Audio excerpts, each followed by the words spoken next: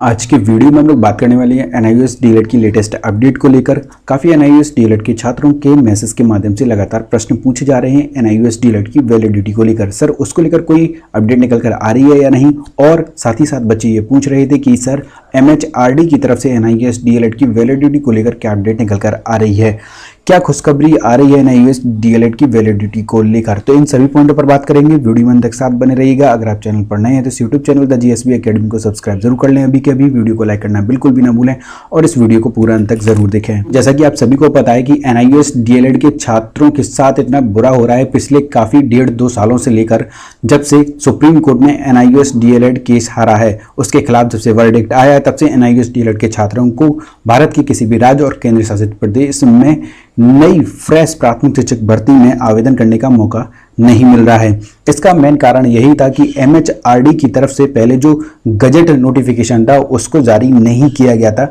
ये इसका मुख्य कारण रहा था फाइनल वर्डिक्ट सुनाने में, जो सुप्रीम कोर्ट के जज ने अपने ऑर्डर में भी लिखा है। तो एमएचआरडी की तरफ से जब तक कोई नोटिफिकेशन जारी नहीं होगा एनआईओएस डीएलएड के पक्ष में, तब तक एनसीटीई कोई नोटिफिकेशन जारी नहीं करेगा उसकी वैलिडिटी को लेकर। साथ ही साथ एमएचआरडी में पहले जब एनआईओएस डीएलएड के छात्र गए थे, एमएचआरडी के जो अध्यक्ष थे धर्मेंद्र प्रधान जी, उनसे मिलने गए थे, लेकिन उनकी तरफ से कोई भी पॉजिटिव रिस्पॉन्स देखने को नहीं मिला था एनआईओएस डीएलएड की वैलिडिटी को लेकर। लेकिन अब लोकसभा चुनाव होने के कारण हो सकता है कि एमएचआरडी में शिक्षा मंत्रालय जो हो वो अब किसी और मंत्री के पास जाए और उनके पास जितने भी एनआईओएस डीएलएड के प्रदेश अध्यक्ष हैं भारत के राज्य, सभी राज्यों के और केंद्र शासित प्रदेश के, सब एकजुट होकर, इकट्ठे होकर, एकता बनाकर, संगठित होकर एनआईओएस डीएलएड की आवाज को बुलंद करते हुए नए एमएचआरडी के जो अध्यक्ष जो मंत्री जी बनेंगे शिक्षा मंत्रालय में, उनसे बात की जाए, जिससे कि अब एनआईओएस डीएलएड के 14 लाख छात्र अपनी पीड़ा को व्यक्त कर सकें कि उनका भी जो भविष्य है वो अंधकार में है। अब हो सकता है आपकी बात को अच्छे से सुना जा सकता है, क्योंकि अब लोकसभा चुनाव में का जो रिजल्ट आया है वो सत्ताधारी पार्टी के पक्ष में बिल्कुल भी नहीं रहा है। कहीं ना कहीं उन्होंने यूथ को अनदेखा किया, उनकी परेशानियों को नहीं सुना, उनके जो सांसद थे, विधायक थे, उनको निचले स्तर पे हार देखनी पड़ी। आप सभी को पता होगा एनआईओएस डीएलएड के छात्र सभी सांसद, मंत्री, विधायक पत्र लिखकर अपनी बात कही, लेकिन किसी भी सांसद या विधायक ने एनआईओएस डीएलएड के बारे में एक वक्तव्य भी नहीं कहा। एनआईओएस डीएलएड के छात्रों के पक्ष में लगभग 14 लाख एनआईओएस डीएलएड के छात्र इससे प्रभावित हो रहे हैं। तो एनआईओएस डीएलएड के जो भी छात्र हैं वो एमएचआरडी के जो भी नए शिक्षा मंत्री बनते हैं उनसे जरूर मिलें जाकर, उनसे अपनी बात रखें, जिससे कि एक नया गजट नोटिफिकेशन निकाला जा सके और एनसीटी को रिकमेंडेड किया जा सके कि आप एनआईओएस डीएलएड की वैलिडिटी पर एक नोटिफिकेशन निकालें, जिससे कि जो सुप्रीम कोर्ट में ट्रांसफर पिटीशन चल रहा है उस पर एक पॉजिटिव इम्पैक्ट पड़ सके। जो 29 जुलाई 2024 को इसका हेयरिंग होने वाली है और इसमें कुछ ना कुछ पॉजिटिव आपको डेफिनेटली देखने को मिलेगा आने वाले दिनों में। आप सभी को पता होगा कि जब एनआईओएस डीएलएड का कोर्स कराया गया था तो मोदी जी की जो नोटिफिकेशन निकाला गया था जो पेपर में, उसमें साफ साफ लिखा था कि ये कोर्स 2 साल का है, लेकिन अंत तक आते आते ये कोर्स एनसीटीई ने 18 महीने का कर दिया। इसमें बच्चों की क्या गलती है, ये भी सुप्रीम कोर्ट के जज को 29 जुलाई को समझानी ही होगी, क्योंकि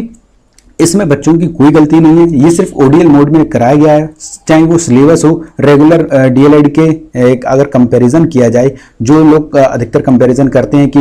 ये बिल्कुल भी सही नहीं है, तो ऐसा नहीं है। बिल्कुल भी एनआईओएस डीएलएड के बच्चों ने हर एक वो प्रोसेस स्टेप फॉलो किया है जो एक रेगुलर डीएलएड बच्चा करता है। इसीलिए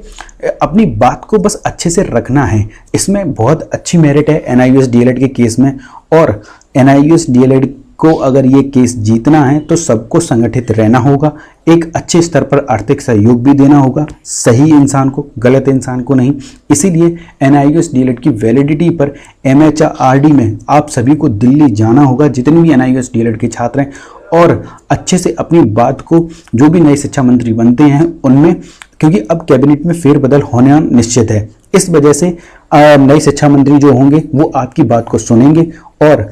जो अनदेखा इस सत्ताधारी गवर्नमेंट ने किया है वो अब आने वाले दिनों में आप देखेंगे यूथ की बातों को अधिक से अधिक सुना जाएगा। इसीलिए जोरों शोरों से आप आंदोलन करें या अपनी बात को ट्विटर के माध्यम से पहुंचाएं, किसी भी तरीके से सरकार तक ये बात पहुंचनी चाहिए कि NIOS डीएलएड के लगभग 14 लाख छात्र इससे सफ़र कर रहे हैं और उनके भविष्य अब अंधकार में दिख रहा है। इसीलिए जब से 29 जुलाई से पहले आप अगर कोई MHRD से या NCT से नोटिफिकेशन निकलवा लेते हैं तो ये आपके लिए एक प्लस पॉइंट साबित हो सकता है और डेफिनेटली ये आपको 29 जुलाई 2024 में जो सुप्रीम कोर्ट की ट्रांसफर पिटीशन वाली हेयरिंग होने वाली है उसमें आपको ये डेफिनेटली फ़ायदा देगा। और अगर आपको फ़ायदा मिलता है और प्लस पॉइंट निकल के आता है ऑर्डर में लिखित रूप से, तो आप ये मान के चलिए बिहार में आने वाली जो नई शिक्षक भर्ती है TRE 4.0 की शिक्षक भर्ती बहाली का जो प्रॉमिस बिहार की सरकार ने किया था वो उसमें NIOS डीएलएड के छात्रों को डेफिनेटली मौका मिलने वाला है। इसीलिए आप अपनी पूरी ताकत झोंक दें जिससे कि NIOS डीएलएड की वैलिडिटी पर आने वाले दिनों में कोई भी संशय ना रहे। इसीलिए आप MHRD से गजट नोटिफिकेशन की बात ज़रूर करें और NCT की तरफ से भी ये बात पहुंचाई जाए मेल के माध्यम से या खुद जाकर NIOS डीएलएड के जो प्रदेश अध्यक्ष हैं वो पैरवी ज़रूर करें, क्योंकि अब किसी भी तरीके से आप लापरवाही नहीं बरत सकते हैं और ये अंतिम चरण चल रहा है, ये जो केस चल रहा है वो अंतिम केस मानकर ही चलिए, इसी में आपको पूरी ताकत झोंकनी होगी। क्योंकि NIOS डीएलएड का अगर गजट नोटिफिकेशन निकल जाता है तो ये आपके लिए एक पॉजिटिव इम्पैक्ट डाल सकता है 29 जुलाई 2024 की सुनवाई में। इसीलिए NIOS डीएलएड एक आप ये मानिए चलिए मेरिट इसकी बहुत अच्छी है, बस प्रॉब्लम यही है कि एक अच्छा वकील मिल जाए जो अपनी बातों को अच्छे से रख सके, सुप्रीम कोर्ट के जज को समझा सके। ऐसा ना हो कि बिना पढ़े ही NIOS डीएलएड के छात्र अपनी पूरी मेहनत से आर्थिक सहयोग करते हैं बड़े बड़े वकीलों को और वो ऐसी लापरवाही में अपनी बहस करें जिससे NIOS डीएलएड को नुकसान उठाना ना पड़ जाए। इस वजह से आप अच्छे वकील को करें जिससे कि NIOS डीएलएड की वैलिडिटी पर वो अच्छे से लड़ सके, बात कर सके और अपने पॉइंट और तथ्यों को रख सके, जिससे NIOS डीएलएड को सुप्रीम कोर्ट में आने वाले दिनों में 100% सफलता मिलेगी और भारत में जितने भी प्राथमिक शिक्षक भर्ती के आवेदन निकलेंगे उसमें आवेदन करने का मौका भी मिलेगा। अगर आप NIOS डीएलएड की हर एक लेटेस्ट और ऑथेंटिक अपडेट सबसे पहले प्राप्त करना चाहते हैं तो आप इस YouTube channel the GSB academy को सब्सक्राइब जरूर कर लें। अभी कभी वीडियो को लाइक करना बिल्कुल भी ना भूलें, अभी के अभी लाइक करें और इस वीडियो को ज़्यादा से ज़्यादा अपने सभी NIOS डीएलएड के व्हाट्सएप और टेलीग्राम ग्रुप और फेसबुक और ट्विटर पर भी इसको शेयर जरूर करें जिससे कि एक NIOS डीएलएड के छात्र को सही और सटीक जानकारी मिल सके। वीडियो को लाइक भी करें।